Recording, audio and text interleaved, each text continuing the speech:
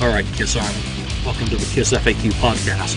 Thank you for giving us your time today and letting us into your head. I hope you don't do any damage. This is a Kiss-related podcast by the board for the board. We hope that you enjoy.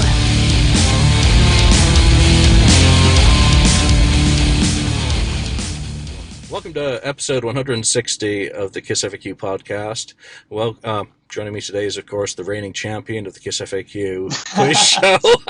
That's right. Lonnie, St. Louis Kiss on the board, which is it's teetering on its last legs, that board. I am just give you everyone a quick update because I'm sick of the email saying it's not working in the new site. No, it isn't, because the new site is a nightmare.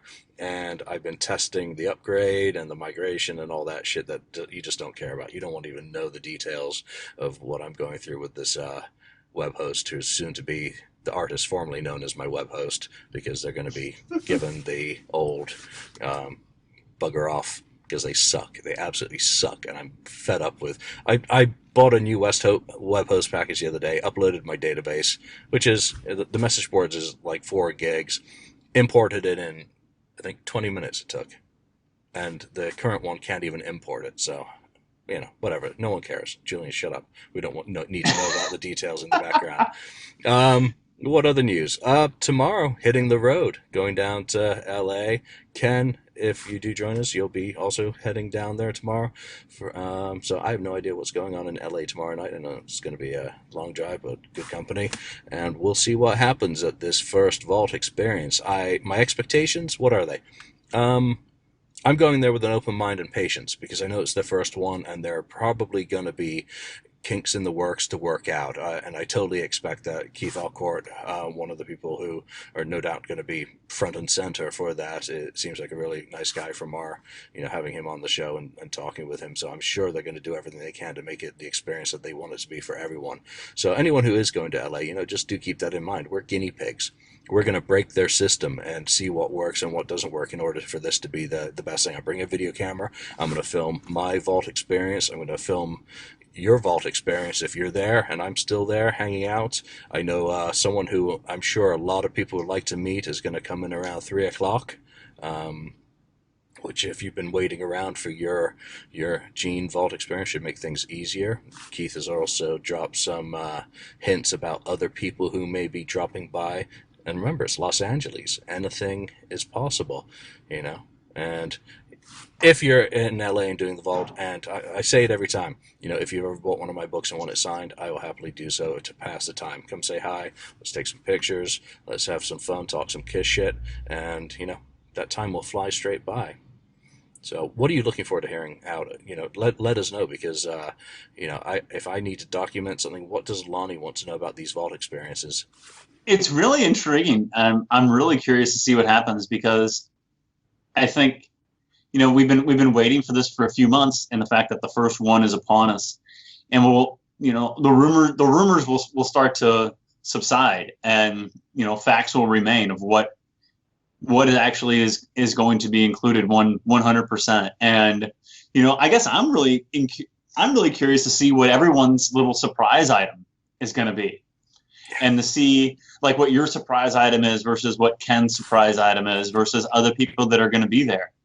And who knows? I mean, maybe you guys may open them up, and there might be some jealousy in the room, and you guys want to trade even. Who knows? So, and what is Gene really going to put in these things?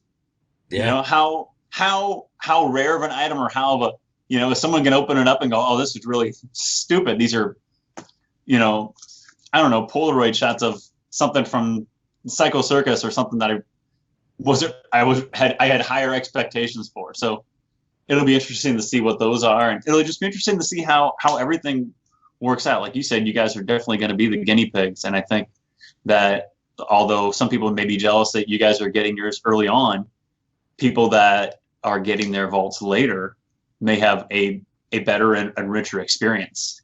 Because just like anything with Kiss, when Kiss started doing like those meet and greets, they started doing them like after the shows, and their makeup was kind of run down, and they didn't look as crisp as they do like in the photos now. And then, they've just kind of made things better with the acoustic show and everything else. And I think that the Vault experience will be a similar type of deal where I think it'll be good. Don't get me wrong. I think I think you're going to come back raving from it, but I think that the people who get their vaults later are going to have even better and better experiences as things press on. Yeah, I'm sure one way or the other I'm going to be raving. I'm going to be either stark raving mad or ravingly overjoyed. I think one of the things I do like stressing to people is that this bonus, this hidden item, is not in the price. So whatever you get, there's going to be inequality. That there's no way about it. That perception of value is completely different to different people. I go in there expecting nothing. I go in there expecting a used jockstrap. Because of some of my No, meet and greet experiences with the band. So, if I have no expectations, I can't be let down. Sure, exactly. That's my theory in life. if it's a steam packed thing of socks from 1976, of course, yeah, you're going to be disappointed. But I am more interested in the music, and I am just so jazzed. And I've heard a lot of it, obviously, but to hear it all. And then people are talking about going back and putting it in sequence, chronological order, and how they're going to listen to it. I'm going to be, getting those CDs ready for the drive back. And then it's going to be, what are we listening to on the drive? Because, I will not Facebook Live any music, nothing from the box. It really is one of those things that I think is important not to ruin people's vault experiences. So any video I do shoot, I'm going to be very careful about what I use and how I use, because it may not be a fair representation, again, being the guinea pigs. So I'll have a lot of stuff probably on the cutting room floor. Hey, Kurt, want to license it? You know, no, I don't want to be unfair to Gene or Keith or any of the people behind this in giving a false representation. I want to film some of the acoustics at that. I think will be fair to share, because I'm sure everyone will have their phones up live Facebooking it anyway. It'll be up on YouTube. I don't think that's going to do any problems, and I would hope Gene will mix that up a little bit and maybe learn from the format. So, my moment with Gene, well, I've got a +1 who's driving down with me, who's going to get some of the autographs. I do want to get one thing signed, and he can be in the photo with me and Gene, and that'll be fun. So, what's it going to be like? Who the hell knows? We're going to find out. Capitol Records, it's hopefully everyone else gets venues that are as cool as that. So, I am looking forward to that. So, let's leave the vault in the vault, and we'll find out more. Have a vault-filled episode next week. I'm sure there's going to be a lot of vault-filled episodes, and Ken will have his experience to share with everyone on the KissFAQ podcast, I hope. So let's talk about what we were going to talk about today, and that was again another event that's coming up is, of course, the Atlanta Expo. And again, a little bit of a public service announcement for that is I finished boxing up all my shit to ship to Atlanta last night. And I got 14 boxes of books. So if you're looking for any of my titles, then it's a Julian Gill experience in Atlanta. No, you got some prices that cannot be beat. Yeah, cheaper than Amazon.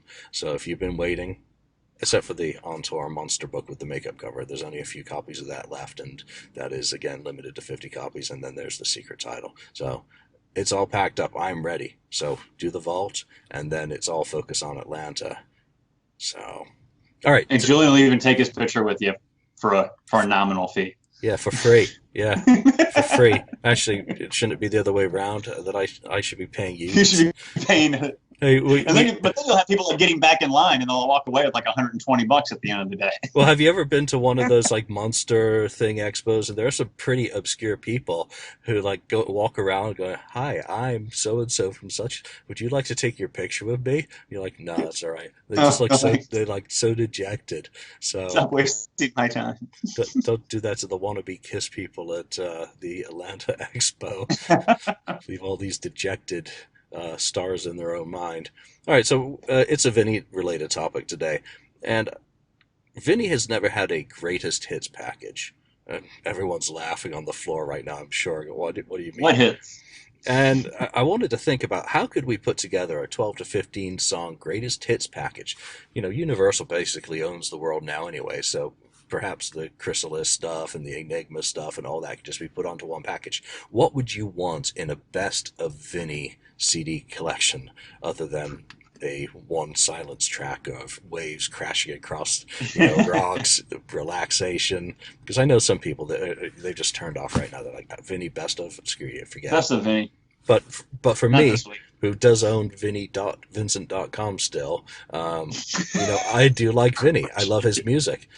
Opening track, how important? And what would you go for to make the most bombastic or the most appropriate opening track on a Vinnie Vincent Greatest Hits package? Lonnie, I'll let you start this. It's a cop out. It's a cop out, but my opening track would be "Boys Are Gonna Rock." I think it's. I don't know a better introduction for Vinny. I think it's a perfect bombastic Vinnie Vincent song, and maybe it's a cop out because it's the opening track on Invasion, but I think it's great. I don't know. I don't know of a better way to open it up. And I sat and I thought about it for a couple of days. I'm like, well, no, come on, think of something better. Put Let Freedom Rock or something like that starting up. But no, I can't do it. I think Boys Are Gonna Rock is the best way to start out a best of Vinny compilation. And you may disagree with me, but I couldn't come up with anything better. Well, I do disagree with you, and I'm surprised you See? didn't go with Unholy. I totally thought that you were going to go straight to the but yeah, and I could go straight to the well and go down there. But I went with and I get it, obviously he co-wrote Unholy, but to me Unholy is still more of a Kiss song than a Vinny song. But I get what you're saying. But when I think Boys Are Gonna Rock, I think Vinny. When I think Unholy, I think Kiss. So that's why I went with that. I wonder if there's a demo with Vinny actually playing guitar in that. I know Bruce has talked about, how all that came about, but is there a work tape somewhere of Vinny's original ideas of any of those songs that he ultimately contributed to on the Kiss album? Not that he owns. Maybe that's your secret item in your vault, Julian. Is oh shit. Having owned the Stanley the Parrot acetate that's in Kisstree, I would love it if mine had a freaking demo cassette shell, the tape. They've already transferred it, and you wouldn't own any rights to it because it's on the vault, that song. I would love that. That would just make me smile no end, but it's not going to how about that? Yeah, how about that? See you in your dreams tonight. Not. So, all right. I open up my album with a Kiss song because to me, Kiss and Vinny is as legitimate as just Vinny on his own. I want to open with Exciter. Again, for the same reasons that I've always raved about it when we talk about Lick It Up or the very best opening tracks on an album. I want it all Vinny. I want it the uncut, to say, it's a little bit like the version of Sweet Pain with the alternate solo that was thrown on Destroyer Resurrected. I'll do the Exciter alternate solo with Vinny solo, which I just never see the bother in why they put Derringer on it other than to maybe say to Vinny, hey, you're not that important right now. See, I can go over here and get Rick Derringer to play the solo. Oh, see how it's just the same as yours? So that's my opening track on mine. What's up next for yours? It's good. It's good. We both have there's only two of us, but we both have a unique approach to doing it. So we're not going to be the same. So I stuck with more along the lines of Vinny, and I went with Love Kills as my second track. That is not on my album. That is not on my album. We are not going to have. We are obviously not going to have a lot of overlap. It wouldn't be here fun today. if we were the same. Okay, why? What is it about that? Is it the video? Is it the ballady? Is it what is it that gets you thinking about that being some of the best of Vinny? Oh, I like the. Obviously, I like his guitar work on it, but I like the lyrics on it. It's just kind of just dirty and kind of, I don't know, just kind of.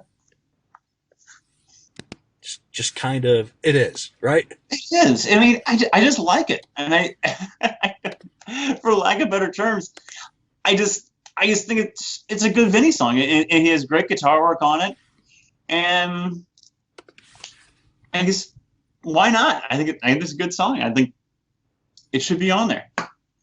All right. Well, I went for lack of better terms. Go ahead. I went in a very similar vein for the next drop. I went with a bombastic lead-off track straight into a power ballad that time of year for me. And again, it's down to I love that song and love the video, everything about it. Again, Vinny to me, as a rhythm player, as a melodic player, is so criminally underrated by his own hand. He really wanted to be over the top so much at the time that he forgot that he had fantastic melodic rock characteristics. I mean, go back to that stuff that he did with Treasure, Innocent Eyes, and Turn Yourself Around, or whatever it is. I can't remember off the top of my head. But very, very good melodic writer who could have been just so much better, and that song could have been so much bigger for my taste in that era. That material really resonated on MTV. So he's a great melodic writer, and it's still such a shame to me that we haven't gotten more out of him, especially obviously within the last 20 years. I mean, who knows? And who knows? Maybe Vinny has his own box set out there. Archive. I think Vinny could do really well with the archives. Something like an archive box set with cassettes, but I don't know. I think I would still. Who knows? And it has to be addressed somehow, some way in a few weeks in Atlanta, and we'll have to wait and see. But you're probably you're going to get an email saying, if you mention the archives, you'll be served with a cease and desist, and you will be removed. You will be escorted from the facility, and they will take a picture of you as they're escorting you out and not allow you back in the next day. But they will give you a free hot pink T-shirt with a boot mark on the back saying, "I got ejected from the Atlanta KISS Expo." From the Atlanta KISS Expo. I was there. I was there briefly. I was there briefly. That's so freaking funny. That's awesome. I kind of go back into a KISS vein after a couple of Vinnie songs, and I do go with Exciter for my third pick because it is again Vinnie showing off his skills, and it's so fast and it's so 1983 that it was the perfect lead-off track for an album in 1983 with what guitarists were doing, emulating the style at the time. So for me, Exciter, there's no doubt I'm with you that it has been on there, and it's a good track for you for opening it up. But for me, it's the third one on my list. It has to be on there for sure. Yeah, I love that opening riff every time. So my number 3 song, I'm staying in kind of the power ballady kind of move. I want to get those out early on, and A Million to One. For sure. Yeah, whether it's the KISS version, whether it's a demo that Vinny's got of him, doing it on an acoustic, or him recording it his way. Vinny's no slouch as a vocalist. There's several demos that circulate with him taking the lead work on it, and he's got a good voice. Is it good enough to do A Million to One versus Paul Stanley? Highly improbable, Starjow. But, I wouldn't mind hearing a take of A Million to One done by Vinny, and just the style. Again, it was, as the power ballads started to appear on KISS albums the previous year with I Still Love You, it was just one of the very best songs ever. I wet my pants when Paul was doing that live in 2006. No doubt. That was one of those things. That was one of those bucket list moments in history for me. So that's my next one. No doubt, yeah. When Paul did that song live in 2006, it was freaking amazing. And even though you're at a club and it's a Paul Stanley show, still half the people aren't even singing it. It was really strange to me. And then he goes into I guess it was Got to Choose after that. He goes, this one, because you could tell that most of the people there didn't even know it, which is a shame because it's so great. Yeah. My next one, I know it's not trademark Vinny, but it's a great song that he co-wrote, and it's I Love It Loud. It's something that KISS still plays. I mean, it's a staple in the KISS concert. So there's not a great shredding Vinny guitar solo on it, but it's a great song, and it's a power anthem that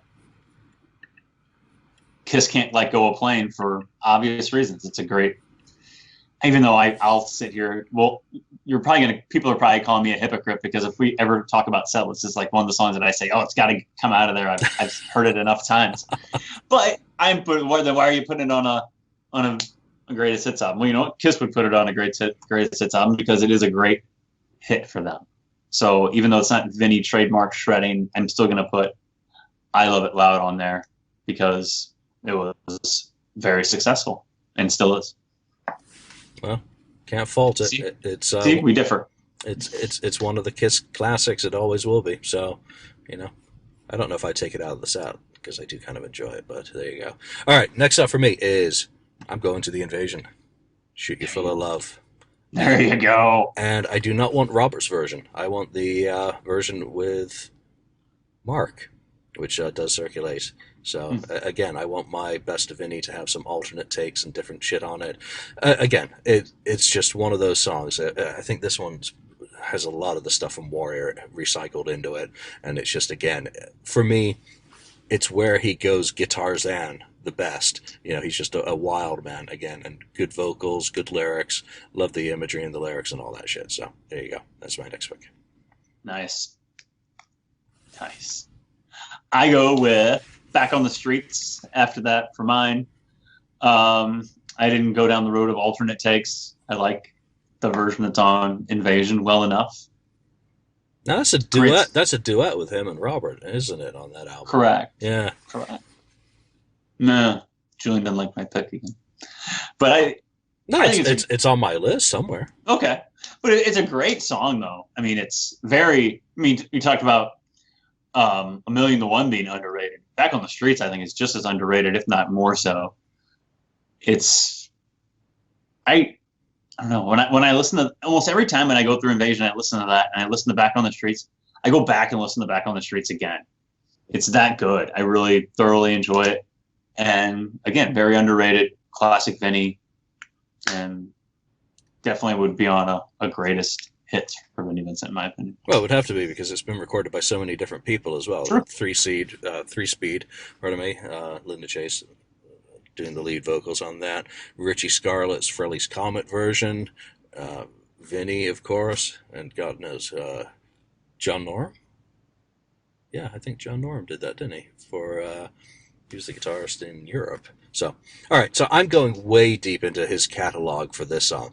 And this dates from, I think it's 1976, and it was originally recorded by Hitchhikers, and he plays 12-string guitar on it. And it's, if you go on YouTube and search for Vinnie and Mama, it's not its full title, but it's what most people kind of refer to the song as.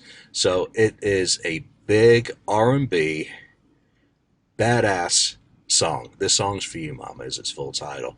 And it's just exquisite. He wrote the damn thing himself very early on in his career, got it placed on an R&B album at Connecticut Recording Studios where he was, doing a lot of his work. So again, it's the best of Vinnie Vincent, not Vinnie Vincent's greatest hits, because again, none of these were exactly chart monsters, were they? Even, whomever they were recorded by. So again, it's about the talent of Vinnie Vincent, which to me, the first time I heard that, even as a much younger guy who at that time did not like Peter Criss's 1978 solo album one bit, that was like, I was impressed by it. I was impressed by the crossover. I was like, what the hell is that? That's Vinnie. And then you find out that he's actually playing on it, so that's where I want to go a little bit different in some of my picks and represent different facets of his career that, just stunned me. And again, these are questions that I hope people get an opportunity to ask Vinnie, and it's to find out about this man. I mean, he's an enigma. He worked with jazz artists, he worked with R&B groups, Black Satin, or the Five Satins became Black Satin, and the Hitchhikers. So, he's got so much more to him than just fret wanking and pissing on his guitar. There's more to that guy than that. He's deeper than that. He's well, there you go, deeper and deeper. Speaking of deeper, my next one is Do You Want to Make Love? Oh. I'm sorry, I couldn't help it.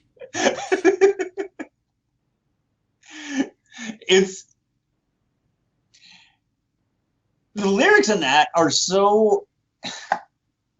You could totally hear Gene or Paul singing that song.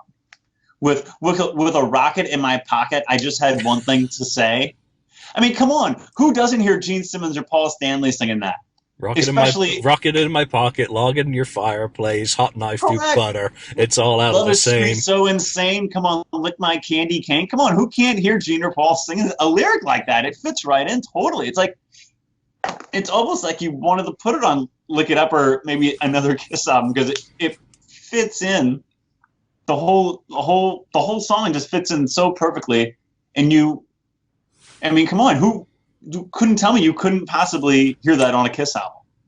I would That song fits totally in with I'm it. sorry, I would need video of Paul Stanley singing that for the first time. Oh, Come on, Paul Stanley looking at the lyrics, and then just priceless. I mean, I totally had that on my list as well. I'm scratching it off there now because yeah, denial.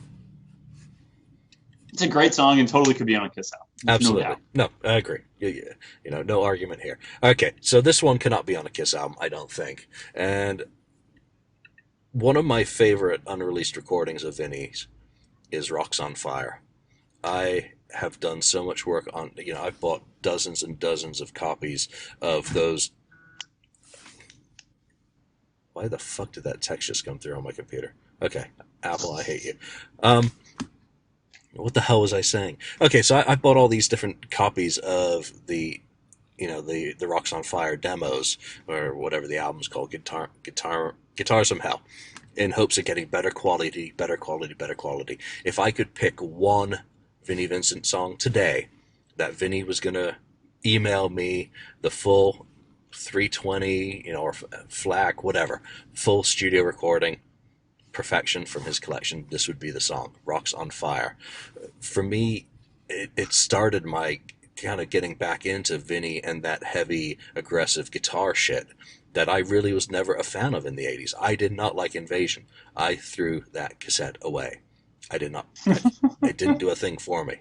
Bought it, listened to it, garbage. White Tiger, bought it, listened to it, threw it in the garbage. Not my cup of tea in the slightest. And then Rocks on Fire. All of a sudden, I'm like, holy shit, this is absolutely incredible guitar work. I loved the vocals on it as well, the song. These are long songs for Guitars from Hell. So right in the middle of my best of Vinnie Vincent is some of his very best guitar work, in my opinion. And people can say, well, screw you. That's fine. I like it. If you like it, that's all that matters. That's all that matters to me. I'm smiling just thinking about it right now. I'm a loser.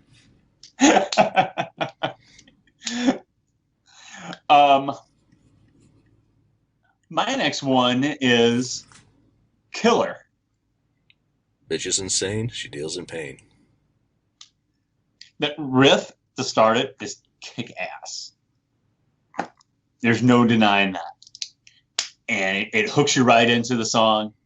And then, correct, bitch is insane. She deals in pain. She's a killer. It's awesome. Yep. I love that. It's a great hook, great lyrics, great song. Has to be on a Vinnie great hits. Yeah, you know what my next pick was? Killer.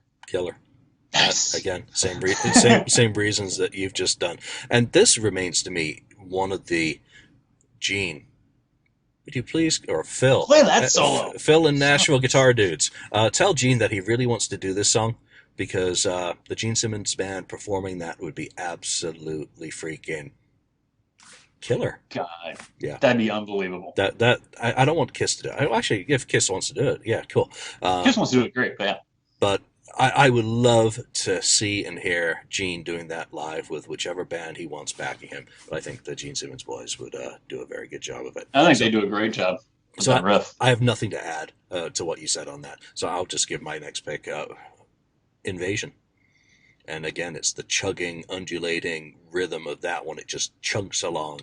I think it's the only co-write that Robert got on that album, and it shows a little bit more of his kind of, again, he's even more melodic than Vinnie is or wanted to be. So it's a really nice contrast on that first album. It's one of my favorite songs on any Vinnie release or in his whole catalog, much of the same reasons that I was drooling and fawning over Rocks on Fire. It's just a really cool piece of music that to this day resonates with me, even though, I obviously didn't listen to it for many years after throwing away my cassette in the 80s, but there you go. For me, my next one is Shoot You Full of Love, basically for the same reasons I said for Do You Want to Make Love, because it's just a raunchy song. And again, it wouldn't surprise you if it showed up on, if it would have showed up on a Kiss record. Yeah, there's a lot of stuff on that first album that theoretically could easily. And maybe a lot of stuff was supposed to be on Animalize. I mean, I don't know. Maybe he wrote it. Maybe he wrote those songs with the intention of them being on Animalize. I mean, like with that in that kind of vein. A song like Animal. I mean, it's almost a given that they use a title like Animalize because Vinnie wrote a song called Animal. And for no other, why do we call the album Animalize? Yeah, Vinnie. Because the animals are on the floor. Again, another good question for Vinnie is how did Kiss come up with the title of Animalize? And I don't know. I can't remember reading anything about Paul saying where that title came from. So, right. Is that again? Because that audience looked like a damn zoo. That's why. Yeah, a damn zoo wearing fluorescent purple streamers. Looked like you'd had an accident with a 5-year-old girl's bicycle. So. All right, so what's my next one? Oh, okay. I Still Love You. Again, one of the, what are we going to say here? Vinnie only gets a co-writing credit on this one, but again, is there a demo of him doing it? And if not, throw on the MTV Unplugged version. Just because it's the best of Vinnie and it's the best of Paul Stanley wrapped up into one freaking awesome song that a lot of people surprisingly seem to dislike. I was reading. I like that song. I was reading something. I think it was a discussion on Facebook last week or something, and so there were a few cats in there saying, "Oh fuck that song," I'm like, what? No. I love that song. Yeah, first time I heard it, loved it. 35 years later, I guess I still love it. So, great song. What's your next one? I like it. I like it on MTV Unplugged better than on Creatures, but I still love the version on Creatures though too. Yeah, good stuff, both of them. Mm-hmm. My next one's Let Freedom Rock. I really like. It's a good summer song. Let Freedom Rock. It's a good song to listen to while you're outside drinking a beer and barbecuing. It's on my summer playlist on my iPod. It's just a great song and kind of like and again, it's like an anthem type song. Kind of get you fired up. Kind of a song you can almost hear Kiss playing too. I was actually playing it over the summer, and I go to my wife. I go, "Who sings this?" And she looks at me and she goes, "I don't know, Kiss. They had that Let Freedom Rock tour." And I go, "No, it's not." I go, "That's an excellent guess." So I said, "Well, it's Vinnie." She goes, "Oh, same thing." I go, "Well, not really." I said, "But it's still a good guess." Yep, close enough for some. You can hear again, like a lot of my picks, I guess, that are Vinnie songs that you could hear Kiss singing something like that. Yeah, totally. Here's a good question. It's a little side tangent. 1988, Ace's or Furley's Comet comes out with Second Sighting, and Vinnie comes out with All Systems Go. Which one of those albums do you rate higher than the other? All Systems Go. You do? Yeah. Same here. I think Second Sighting's one of the biggest letdowns of Ace Frehley's career. Yeah, Second Sighting. I like nothing against Todd, but it's like a Todd solo album. Oh, Todd's stuff on there is fantastic. We've talked about that before on here, but very little contribution from Ace on that. Yeah, or not as much as you would like from an Ace Frehley solo album. How about that? Yeah, it kind of defeats the object of a solo album when you have a band that does everything for you. So, kind of shows up to slap his name on it. Oh, I just found an error on the Kiss Monster website. When you go on All Systems Go, actually has the wrong album title there. You're exposing yourself. Yeah. Well, so let's see if the Facebook comments anyone would call me out on it. No. Okay. People are hurrying there now to say, "Jill, you fucked up again." Okay. So my next pick, where the hell is it? Yeah, we are on that album, Burn, and it's very obvious kind of where the material that's Slaughter on that first album. Burn is just one of those songs that has that kind of Slaughter vibe, even though I know he had nothing to do with writing it. So, again, the rocking stuff on that album. I don't think it needs extra solos. I don't know what Vinny's beef is with that album because I love it. Maybe it's because it's a little bit more melodic, a little bit less of the guitars, more attention paid to the songwriting. Great song, well crafted rock song. So you keeping count because I have no idea what number. I kind of lost count as well. Okay, cool. Well, your turn. Well, I'll go anyway. My next one is I'm going to steal something from Julian. I'm going to say Not for the Innocent, but I'm going to go with the demo of Not for the Innocent, which is all trading vocals. And Vinny gets a co-write on it, so you know he had a heavy hand in it. So that song, especially with that song, I always liked that song, but then when I heard that demo a few years ago with them trading vocals, oh my God, how is that not on Creatures of the Night? How is that on the box set in 2000? That's an even better question. Yeah. Why is it left off the box set? How is there not a Creatures Deluxe? I mean, all these questions. That's a great question. Oh, because we heard that they were going to do a Creatures Deluxe, but there just wasn't enough material there. Give me a break. How about that? How about It's My Life? I mean, maybe there's a killer teaching demo or something out there that we could have put on. I mean, come on. Don't tell me there's not enough. Or there's not enough material. How about this? Just picture this. A soundboard from the Creatures tour. Since they recorded every show. From anywhere. I don't care where. Yeah. Just 3 or 4 songs from anywhere. Yeah. I mean, how cool would that be? I think that's a cop-out. Yeah. There's not enough material. There's probably enough legal issues, which makes it understandable. Which is probably more the truth than enough material. There's got to be more material. That's crazy. So yeah, Not for the Innocent with Gene and Paul trading vocals. Okay, well, since you've gone on to that demo, I've kind of gone the same route on my next pick, and it's Not Easy Being Pretty, the Warrior demo. Which obviously that album just came out, but that's always been one that I found it quirky. I like it. Obviously, bits and pieces have been recycled here and there, but dig it for sure. Good trick too. I've got 2 picks left, so I don't know how many you still have. Okay, I can go 2 more than 2. Okay, and I'm gonna say one you already said, and it's Million to One because I can't leave it off, and we kind of sung his praises a little bit ago, but. Another underrated song, great Vinny melodic ballad type song.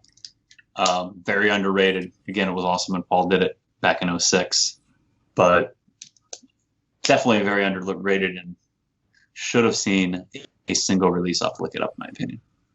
Okay. I'm going to close out mine with 2 songs, one of which should definitely have been a hit for someone. Well, it was a minor hit for John Waite. And that is, of course, Tears. One of the greatest things was getting an actual Vinny tape and having a pristine copy of that in all its glory with Vinny singing the lead vocal on it. I love that song. I loved it when I heard Peter Criss's version of it.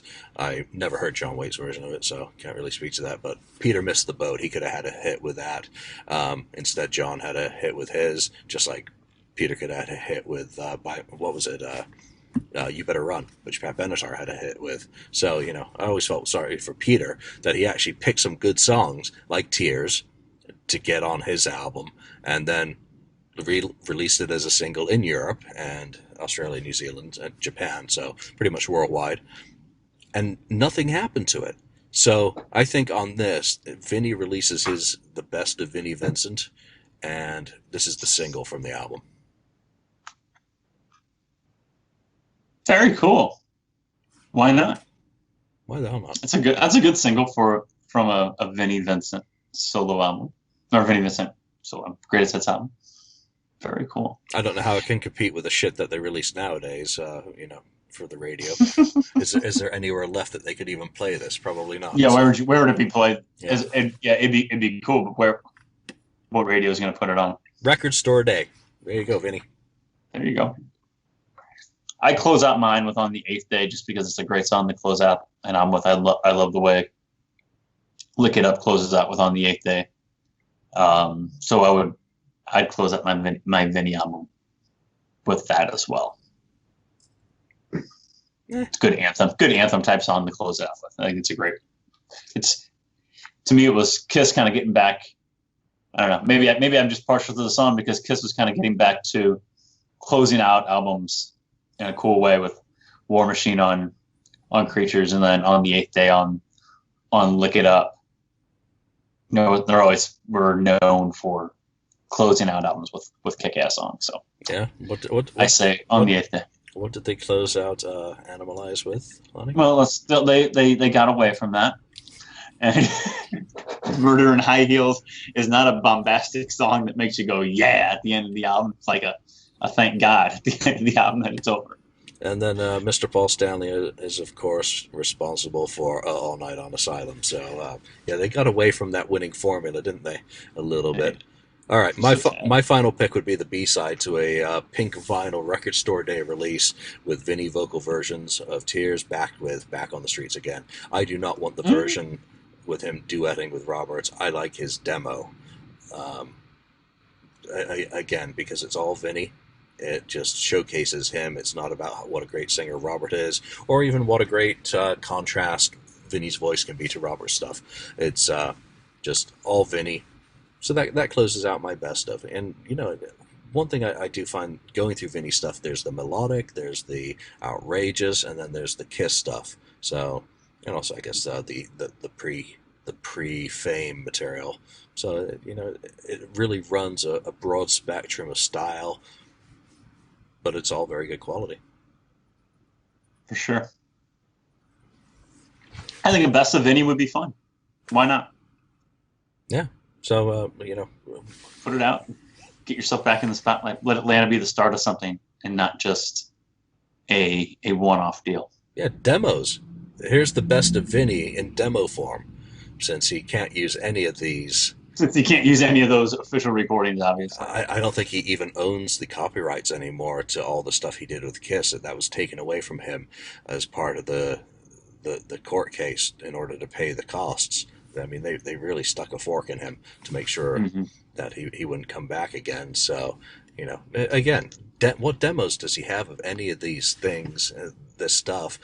Could he go back in and record? You know, Robert Fleischman's going to be at the Atlanta Expo. So that kind of speaks to possibilities for me. You know, are there possibilities of him or the two working together again? Has Robert said anything in interviews? It's really kind of cool. I'm sure there's a drummer that would be available to work on that project who also worked with Vinnie and has some tapes of stuff he did with him, right? Carmine? For sure. Yeah, that could be fascinating, and I'm sure Dana Strum's always available on bass. Well, I'm sure he is available. Probably not very welcome for Vinnie, but probably available. All right, we're not going to try and drag this one out. That is both of our picks for what we think would make a very best of Vinnie Vincent collection. What would be your picks? How would you approach it? Would you just focus on the Kiss stuff? What other ones that you would say, Julian, Lonnie, are you guys nuts? How on earth did you pick those for your best of Vinnie Vincent's? You're nuts. Okay. Why are you doing a best of Vinnie Vincent show? Why not? And Ken, what were your picks? You know, so hopefully he'll chime in on one of the threads. But other than that, next week, brace yourself. There's going to be a lot of podcasts about the Vault, as we said at the top of this show. The First Experience. There's going to be more and more podcasts coming about stuff leading up to Atlanta and the many guests that are going to feature in that. So it's an exciting January for everyone. I think there's going to be lots of stuff. And who knows what we're going to find out. There are dates set up in Spain and I think Portugal. I was going to talk to you about that. What are your thoughts on that? Again, do you foresee, obviously, do you foresee more European dates? Do you think a U.S. tour's in the works? What do you think? I'm not sure how it all plays with the stuff Gene's doing on his own and Paul Stanley's Soul Station World Tour, which right now is only going to Japan. You know, can we just call it a Japan tour, not a world tour? I think they need to take a little bit of a step back from the touring in order to, if they do have a plan for an exit strategy, to make the market want them again. if only for I one last agree. time, rather than, oh, they were just here last year again. There's still some interviewers sometimes say, they're on their 15th farewell tour, which we know is bullshit. But what's the perception out there in the markets? And these are the people, they'll be talking to, agents about what the perception is in a market. Well, again, the festival dates in Europe, those are easy money. Those are cool. Those are great for, Hmm. to do a few dates around them as well in smaller venues. Yeah, that's fine. That makes the travel worthwhile. Do you Do see him trucking the whole thing over to Europe though for 3, 4 dates? Well, you've seen what the stage looked like recently, right? Yeah, Yeah, I guess you're right. I'm sure they can buy Pretty piping. bare bones. Pretty bare bones. Yeah, get piping and video screens wherever they are. It's become very basic. It's certainly not the Spider tour. Right. It's not like it's the Spire tour or Do I hope something they like do? that. I hope they do some dates. Yeah, I mean, if they do anything within distance of me again, I will more than likely do it. It's one of those things. Do I want to have any regrets of missing them? So, I mean, right now there's only those few dates announced. What is it? 6, I think. So, Yeah. would it make sense for there to be more? Yes. Would it make sense to combine it with European vault experiences for Gene? Yes. Is it feasible for someone who's nearly 70 and Paul, who, he's still very energetic and sprightly, and I won't say his age because he doesn't act it, but still there's wear and tear on the body in Hmm. doing Kiss shows and everything that goes along with them, the meet and greets, the acoustic performances. They work hard. So how feasible is it for them to be doing any of that? I don't know. Only they know what they can handle and what they ought to be handling at this stage. So is it going to be more of a down year with maybe a few little clusters of Kiss shows? That's kind of what I expect. Kind of gets that feeling. Yeah, and again, what Gene has already announced, and he's already made changes to his schedule. So who the hell knows? I don't even want to try and divine it. I know I want to see them if I get a chance. I want to see Ace Frehley if I get a chance.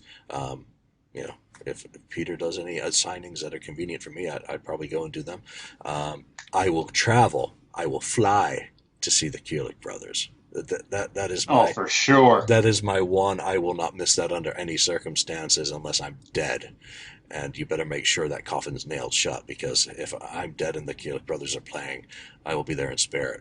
That'd be awesome. Yeah, that's the one I'm most excited about. A prospect of, I'd love those two guys to maybe go through Bruce's cassette collection and dig up some riffs from the Kiss era that he hasn't used on Transformer or Audio Dog, and maybe work up some stuff with that vocalist and bass player was pretty darn good on the cruise from those videos. So, you know, Jealousy. there's so many possibilities. It's January the 4th. Oh yeah. It's all an open book at this stage. So No one knows. let's wait and see. All right. I think that's it for us. So chime in with your best of Vinnie Vincent collections. Also, tell us about the format that you'd use. I mean, 2 purple discs, or maybe the color combinations used on his double V, or a box full of cassettes. Whatever floats your boat. But from Lonnie and me, thank you for listening, and we will see you next time. Thank you for spending time listening to the KissFAQ podcast today. All sales are final. There are no refunds. If you'd like, look us up on Facebook or come over to the KissFAQ message board and discuss the topic we broadcast today. Don't forget to rate us on iTunes, Spreaker, or wherever you've listened to the show. We hope you'll join us again.